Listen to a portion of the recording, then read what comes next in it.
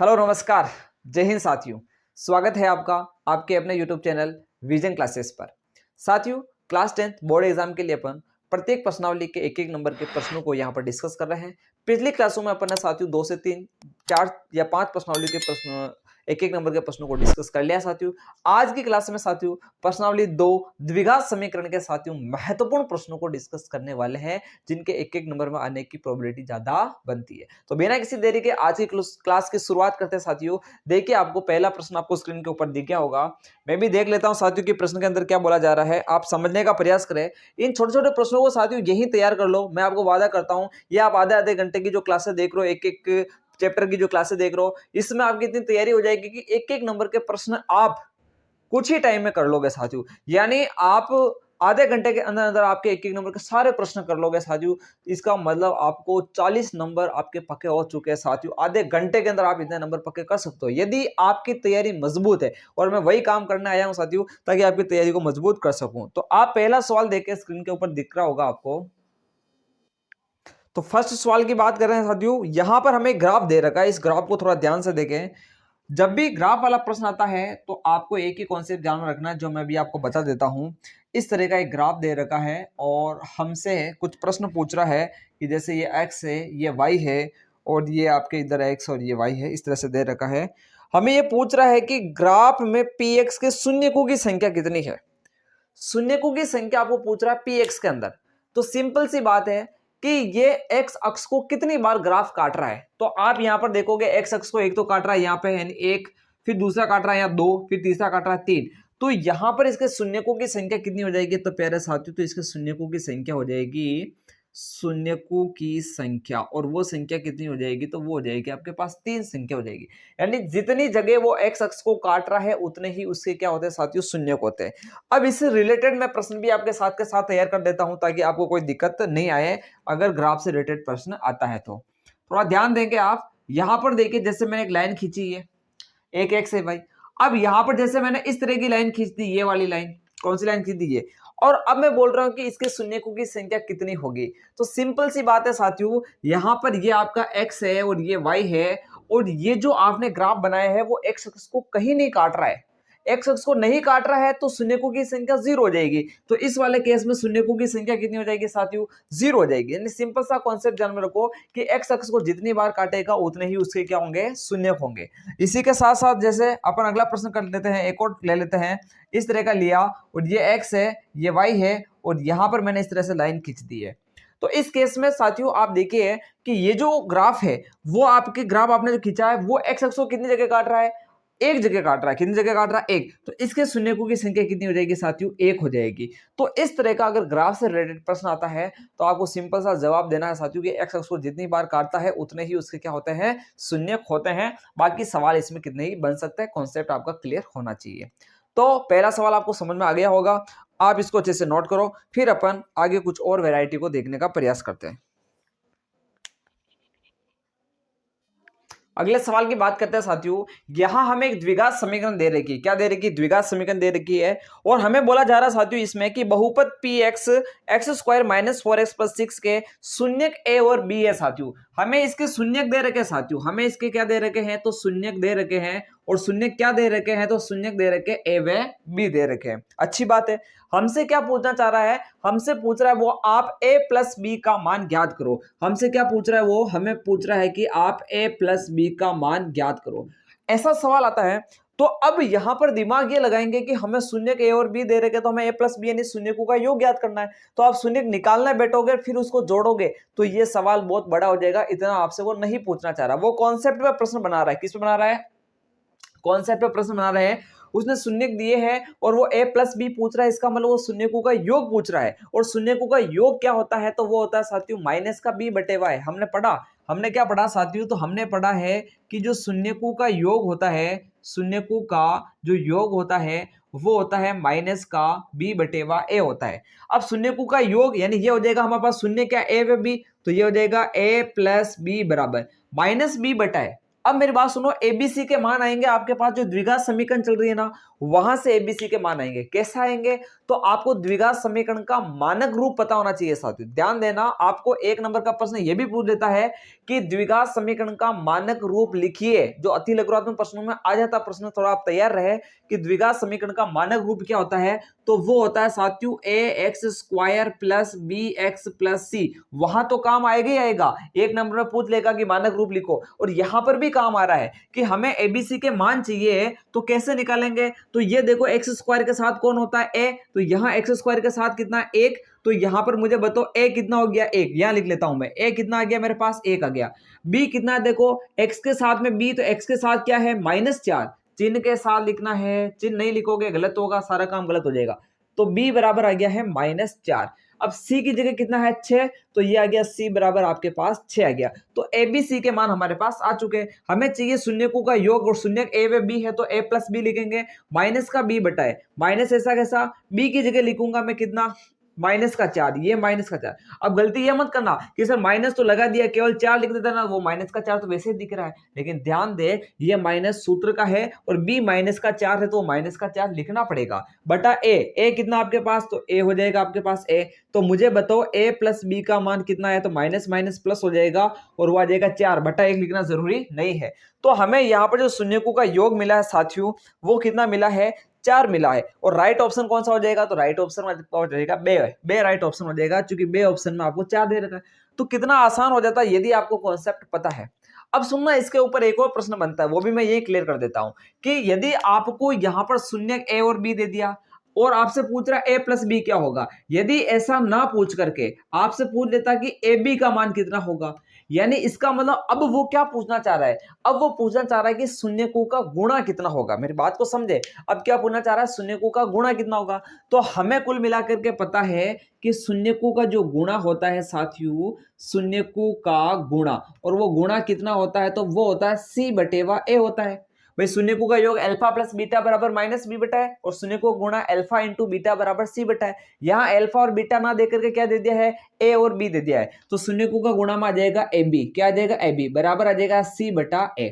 अब सी और ए के मान कहां से आएंगे? अब मेरी बात सुनना, एक गलती आप ये मत कर देना कि ए और बी की जगह ये वाले मान लिख दो। आप ये नहीं करना, ये तो आपके शून्यक है। क्या है? शून्य। ए बी, ये सी और ए के मान उधर ही रखना है ना, इधर ए बी वाले की जगह मत रख देना। ये तो शून्य के ए बी दे देगा आपको। शून्य पी क्यू भी हो सकता है, शून्य अल्फा और बीटा भी हो सकता है, लेकिन ये आपका हमेशा क्या रहेगा? एबीसी ही रहेगा। इस बात का आप ध्यान रखें। तो ए बी आपका ऐसा का ऐसा, सी कितना है साथियों? 6 है, तो ये देगा 6 बटा ए कितना? 1, तो ये होता है 6। तो मुझे बताओ आपके पास शून्यकों का योग कितना आया? तो वो आया 4, और शून्यकों का गुणा यानी ए बी कितना आया? तो वो आया आपके पास 6। तो कुल मिलाकर के ऐसा सवाल बनने के चांसेस वो ज्यादा होते हैं साथियों कि आपको एक बहुपद दे देगा और द्विघात समीकरण दे देगा, और आपको बोल देगा इसके शून्य ये है तो शून्यकों का योग ज्ञात करो, शून्यकों का गुणा ज्ञात करो। इससे रिलेटेड प्रश्न एक और बनता है, उसको भी अपन करते हैं साथियों। एक बार इसको आप अच्छे से नोट कर लो।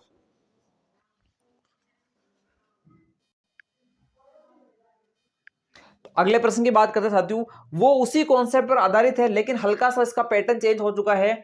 हमें इस तरह से वो समीकरण दे देगा, और साथियों यहां पर आपको शून्यकों का योग दे रखा है। अब की बार आपको शून्यक नहीं दिए, इस बार आपको शून्यकों का योग दे दिया है।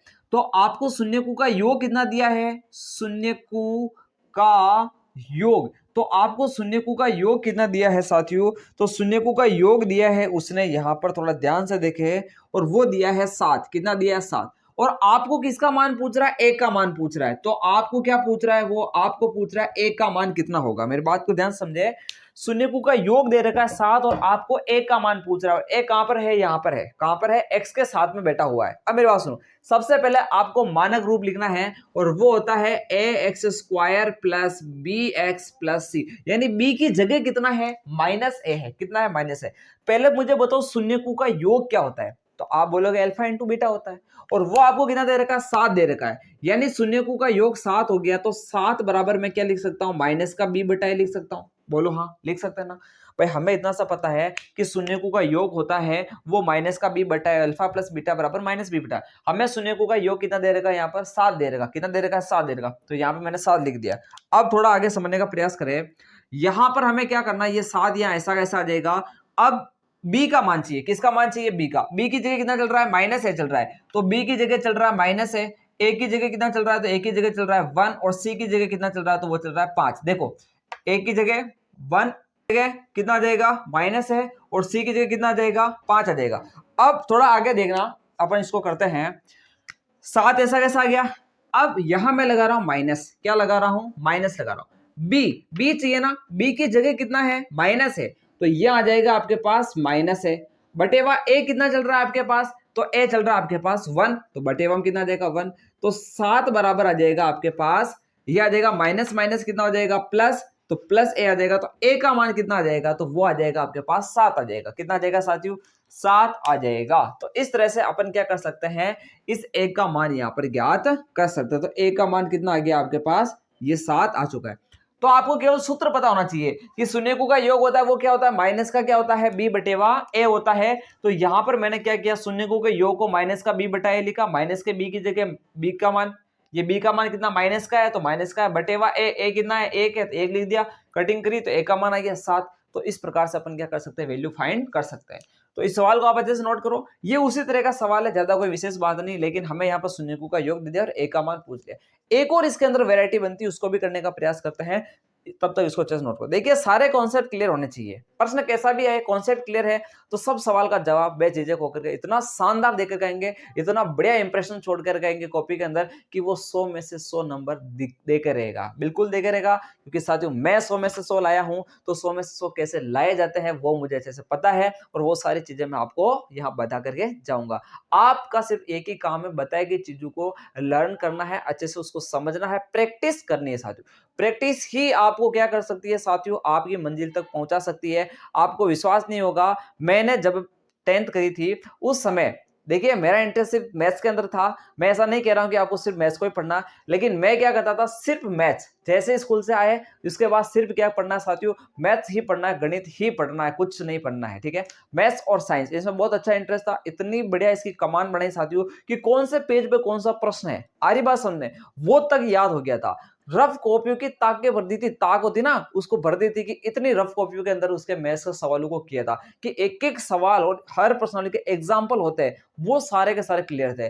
आप अभी डेस्क वर्क का इस्तेमाल करते होंगे, मैंने अपनी 10th क्लास के अंदर डेस्क वर्क को यूज ही नहीं किया है। डेस्क वर्क क्या होती है मुझे नहीं मतलब, मेरा सिर्फ एक ही टारगेट था कि इस बुक का एक प्रश्न ऐसा नहीं होना चाहिए जो मुझे नहीं आ रहा हो, बस इतना सा टारगेट बनाया था, और उसके अकॉर्डिंग आराम से 10th के अंदर मैथ्स और साइंस के अंदर 100 में से 100 स्कोर कर लिए थे।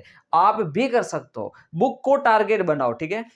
मैं ये नहीं कह रहा हूं कि डेस्क वर्क गलत होती है, प्रैक्टिस सेट है, अच्छी बात है, उसको प्रैक्टिस के लिए यूज कर सकते हैं कि अपनी तैयारी हो चुकी तो उसको अपन टेस्ट के जरिए देख सकते हैं। लेकिन कभी कभी क्या होता है कि डेस्क वर्क के अंदर ऐसे सवाल डाल दिए जाते हैं, है ना, कि अच्छी क्वालिटी दिखाने के लिए, कि जो मुश्किल होते हैं, जो हमें नहीं आ रहे होते, क्या है साथियों, नहीं आ रहे होते हैं, तो अपन उसको देख करके घबरा जाता है, अपना थोड़ा मोटिवेशन क्या है अपना कम हो जाता है। लेकिन हमें मोटिवेट रहना है, बी पॉजिटिव रहना है, और बोर्ड का पेपर बहुत ही आसान आएगा, इस चीज को आप मान करके चले और आराम से आप उसको फोड़ के आओगे, ठीक है। तो आप कुल मिलाकर के इन बताई गई चीजों को अच्छे से नोट करो, ठीक है।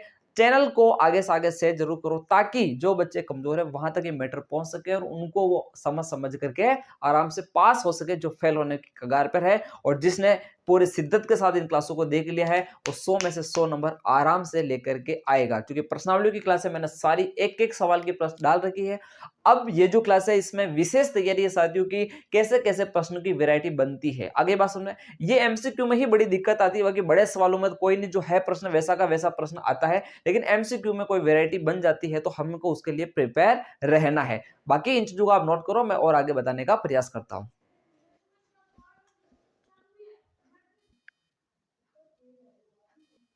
ये सवाल देखिए साथियों, उसी पैटर्न पर आधारित सवाल है, हल्का सा इसके अंदर थोड़ा सा कुछ चेंज कर लिया है, उसको समझने का प्रयास करते हैं। हमें ये द्विघात समीकरण दे रखी है, हमें इसके शून्यक दे रखे साथियों, क्या है इसके शून्यक, वही ए और बी है, इसके शून्यक दे रखे ए और बी है, ठीक है। तो हमसे वो पूछ रहा है, तो आपको क्या करना है, 4a प्लस बी का मान ज्ञात करना है।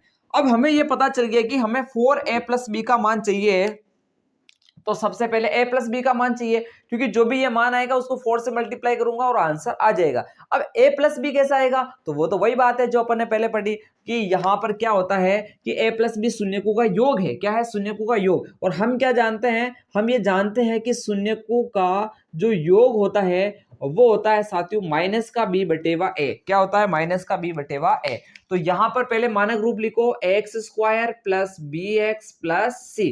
तो ठीक है, अब शून्यकों का योग, और ये हमारे पास शून्यकों का योग कितना चलेगा? तो ये हो जाएगा आपके पास ए बी, क्योंकि हमारे पास शून्य देखो ए प्लस बी हो जाएगा, शून्य ए व बी है तो शून्यकों का योग हो जाएगा ए प्लस बी हो जाएगा। अब देखो माइनस ऐसा कैसा, बी बी कितना चल रहा है? -3, तो यह आ जाएगा -3 बटा ए कितना चल रहा है? तो ए तो 1 है, तो यह आ जाएगा 1। तो बताओ ए प्लस बी का मान कितना आया? माइनस माइनस प्लस, तो यह आ जाएगा 3 आया। तो a प्लस बी का मान अगर 3 है तो मुझे बताओ 4 इंटू यहां कितना लिखोगे? 3, तो 4 इंटू 3 कितना होता है? 12। तो राइट आंसर क्या हो जाएगा? 12 हो जाएगा। तो इस तरह के सवाल के लिए भी आप क्या रहे? प्रिपेयर रहे। तो इसकी सारी वैरायटी मैंने आपको क्लियर कर दी है। अब कुछ और पैटर्न को देखने का प्रयास करते हैं, इसको भी आप अच्छे से नोट कर लो। एक और सवाल है साथियों, थोड़ा बच गया था, वो भी इसी पैटर्न पर आधारित है, लेकिन हमें कुछ इस तरह का रूप दे दिया है। हमें बहुपद नहीं दिया, कुछ इस तरह का रूप दे दिया है, द्विघात समीकरण बना करके हमें नहीं दी। हमें क्या करना साथियों? हमें यह दे रखा है, हमें इसके शून्यकों का गुणनफल ज्ञात करना है। तो पहले तो इसकी समीकरण बनाएंगे हम, पहला काम क्या करेंगे? समीकरण बनाएंगे। तो देखो 2 ऐसा कैसा माइन, देखो इस x को अंदर गुणा करो, x को x से गुणा करूंगा तो -x², ये माइनस माइनस क्या हो जाएगा? प्लस, और x से 1 से गुणा होगा तो कितना आएगा? x आ जाएगा। अब इसको व्यवस्थित करो भाई, -x² यहां आएगा, फिर आपका प्लस x आएगा, फिर क्या आएगा? तो ये आपका प्लस का 2 आएगा। अब ये समीकरण के रूप में क्या हुआ? व्यवस्थित हुआ है। पहले तो आपको समीकरण के रूप में क्या करना? व्यवस्थित। अब आपसे पूछ रहा है कि आप शून्यकों का गुणा ज्ञात करो, तो हमें पता है कि शून्यकों का गुणा यानी अल्फा इंटू बीटा होता है, वो c बटेवा a होता है। अब c कितना है? तो देखो ये होता है x² plus b x plus c. तो c तो है आपके पास 2, कितना है? 2, और बटा a कितना है? देखो ये -1 है, देखो यहां कुछ नहीं है ना, तो 1 है और माइनस लग रहा है तो -1, यह आ जाएगा -1, -1 का भाग दोगे 2 में तो यह आ जाएगा -2। तो इस हिसाब से आपका राइट ऑप्शन कौन सा हो जाएगा? तो राइट ऑप्शन हो जाएगा आपके पास, इसमें तो दे नहीं रखा, चलो आपके राइट ऑप्शन कौन सा हो जाएगा? -2 हो जाएगा। उसमें कट रहा है सवाल, तो आप थोड़ा ध्यान दें कि आपके राइट ऑप्शन कितना हो जाएगा? -2। तो वो भी उसी पर आधारित है कि शून्यकों का योग शून्यकों का गुणा, वही तो शून्यकों का योग पूछे तो प्यारे साथियों आपको माइनस का b बटे a के हिसाब से जवाब देना है, शून्यकों का गुणा पूछे तो आपको c बटेवा a के हिसाब से जवाब देना है। इतना सा आपके माइंड में क्लियर रहना चाहिए। बाकी और वेरायटी जो बच रही थी वो भी मैंने यहाँ पर क्लियर करा दी है। अब आगे बढ़ते हैं, इसको अच्छे से नोट करो।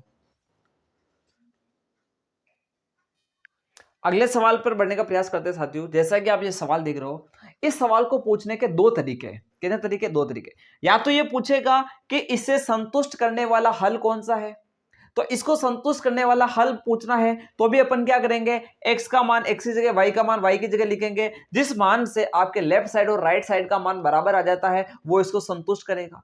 अब इसमें कुछ अलग हिसाब से पूछ लिया साथियों, तो भी घबराना नहीं है। हमें पूछा है कि निम्नलिखित में से कौन सा बिंदु, हमें जो बिंदु दे रखे हैं 4, इसमें से कौन सा बिंदु है जो y बराबर 2x-3 के आलेख पर स्थित है। अब ध्यान दे, जो भी इस आलेख के ऊपर स्थित होगा ना, वो इसको क्या करेगा साथियों? संतुष्ट करेगा। क्या करेगा? संतुष्ट करेगा। हमारे पास जैसे पहला बिंदु दे रखा है 1,2, पहला बिंदु क्या दे रखा है साथियों? 1,2। तो यहां पर आप क्या करें? x की जगह कितना लिखोगे? 1, और y की जगह कितना लिखोगे? 2। x की जगह 1 है, y की जगह 2। ट्राई करो। तो ये y की जगह मैंने लिख दिया 2 बराबर 2 इंटू x की जगह कितना आ जाएगा? 1-3। तो ये आ जाएगा 2 बराबर 2 एकम 2, 2 में से 3 घटाओगे तो 2 बराबर आ रहा है -1। ये संभव नहीं है, इसका मतलब ये बिंदु आलेख पर नहीं हो सकता है। अब अगला बिंदु ट्राई करो साथियों, वो है आपके पास 3,4। तो यहां पर देखो y की जगह कितना लिखोगे? 4। देखो ये x होता है, ये y होता है, तो y की जगह लिखेंगे 4 बराबर 3 लिखो, यहां लिखो 3, तो 2 इंटू 3 -3 आ जाएगा। तो ये आ जाएगा 4, 2 3 6 -3, तो 4 बराबर 3 हो सकता है क्या? नहीं हो सकता। तो ये बिंदु भी उस आलेख पर स्थित नहीं हो सकता है। अगला बिंदु देखो 3,2, अगला बिंदु क्या है? तो वो है 3,2 है। तो यहां पर देखो 3 तो आएंगे x की जगह, y की जगह कितना आएगा? 2, तो ये आ जाएगा 2, और यहां देखो y की जगह लिखेंगे 2 बराबर, यहां कितना आएगा? x की जगह कितना आएगा? 3 आएगा। तो ये आ जाएगा 2 इंटू 3 -3, तो 2 बराबर 2 3 6, 6 में से 3 घटाएंगे तो कितना आएगा? 3। तो ये भी आपके संभव नहीं है। तो लास्ट बिंदु कौन सा हो गया? -1 -2, इसको ट्राई कर लो। तो -2, y की जगह कितना आएगा? -2 बराबर, ये आ जाएगा 2, x की जगह -1 और -3, तो -2 बराबर, ये आ जाएगा -2 और -3। तो ये आ जाएगा आपके पास -5। तो यहां पर क्या है साथियों, बिंदु ही हमें गलत दे रखे हैं। यहां पर जो इसका राइट आंसर आएगा ना वो आएगा 2,1। कितना आएगा 2, इसको रखो आप। ये आपके पास समीकरण चल रही है ना, ये तो y की जगह कितना लिखोगे 1, तो लिख दिया 1 बराबर x की जगह 2, तो ये लिखो 2, तो 2 इंटू 2 -3, तो 1 बराबर 2 दूनी 4 -3 करेंगे तो 1 बराबर कितना आएगा 1 आएगा। तो राइट ऑप्शन हो जाएगा इसका 2,1। यानी मैं आपको ये बताना चाह रहा हूं कि या तो आपको बोले कि निम्न में से कौन सा हल संतुष्ट करेगा, तो भी यही बात है, और समीकरण देके बोल दे कि इस समीकरण के आलेख पर कौन सा बिंदु होगा, तो इसके आलेख पर वही बिंदु होगा जो इसको संतुष्ट करेगा। आगे बात सुने, तो 4 ऑप्शन में से वैल्यू पुट करनी है, x की जगह x का मान, y की जगह y का मान, और जो आंसर उसको सेटिस्फाइड करता है, लेफ्ट राइट के बराबर आ जाता है, वही उसका क्या होगा राइट आंसर माना जाएगा। तो इसका राइट आंसर हो जाएगा 2,1। इसको भी आप अच्छे से नोट कर लो।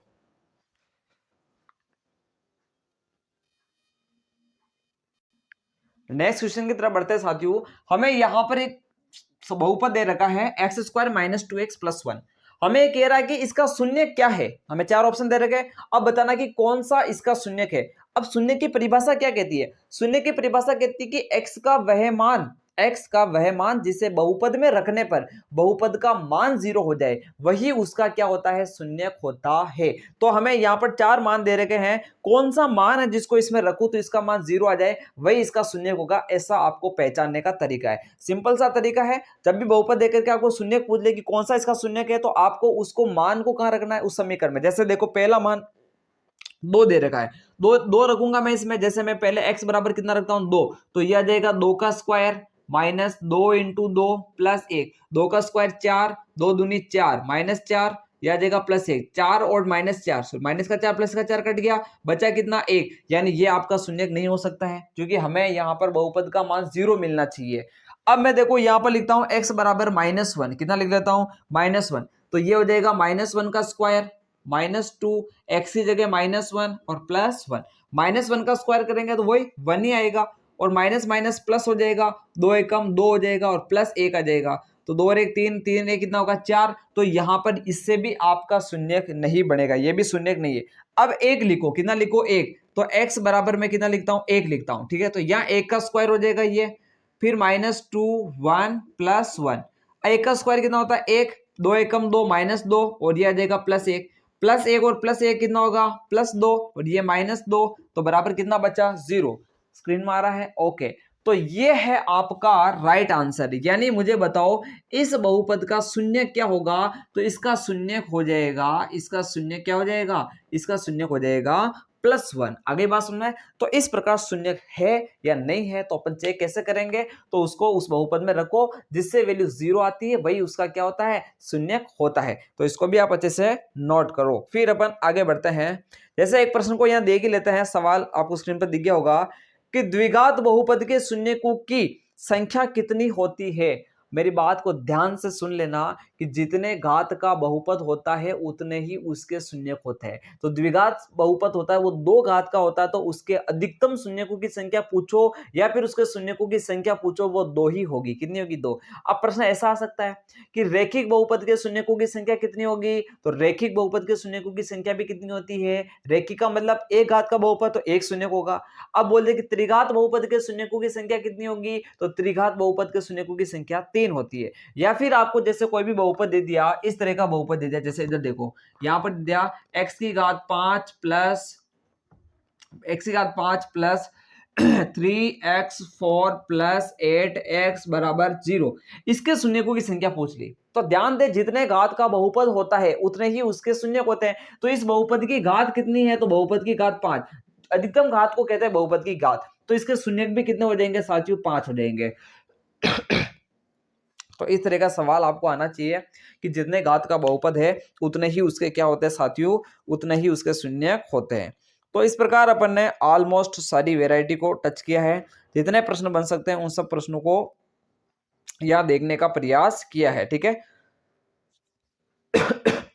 ओके, तो और कुछ एक सवाल और कर लेते हैं, इसको आप अच्छे से नोट करो एक बार। तो इस सवाल को देखे साथियों, यहां पर हमें दे रखा है इस तरह का, और हमसे ये पूछ रहा है कि इसका शून्य कितना है 3 है। हमसे क्या पूछ रहा है ये, इसका शून्य 3 है, तो आप बताओ इसका शून्य कितना दे रखा है, मुझे 3 दे रखा है, शून्य क्या दे रखा है, 3 दे रखा है। तो हमसे पूछ रहा है कि k का मान कितना होगा।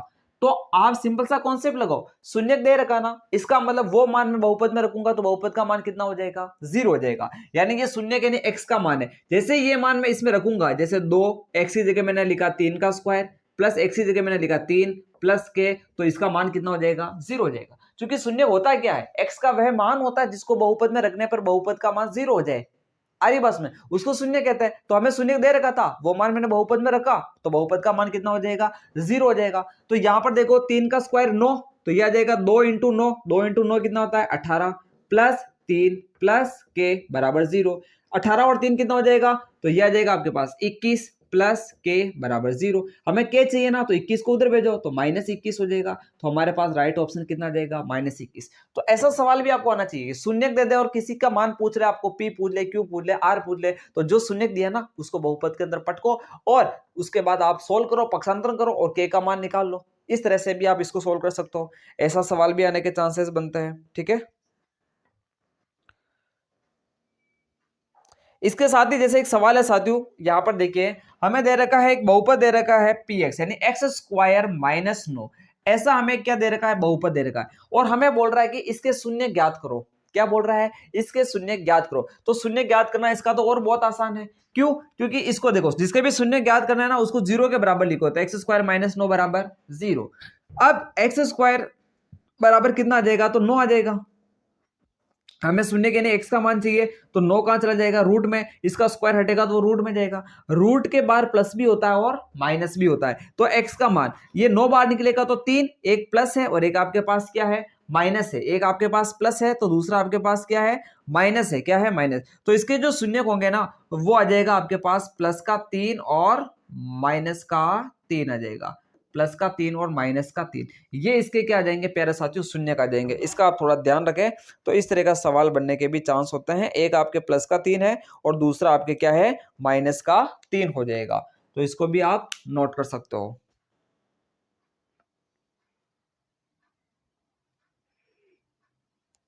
और सवालों की बात करें,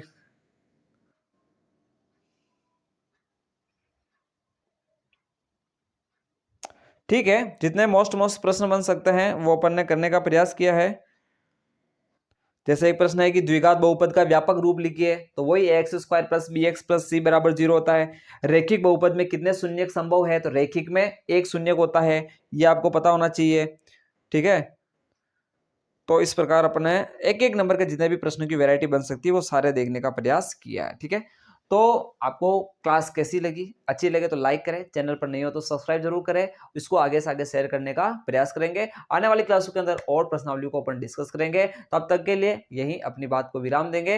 अंत में इतना ही कहूंगा कि इंतजार रहे आपको उस क्लास का जो और भी शानदार और जानदार होने वाली है। जय हिंद, जय भारत।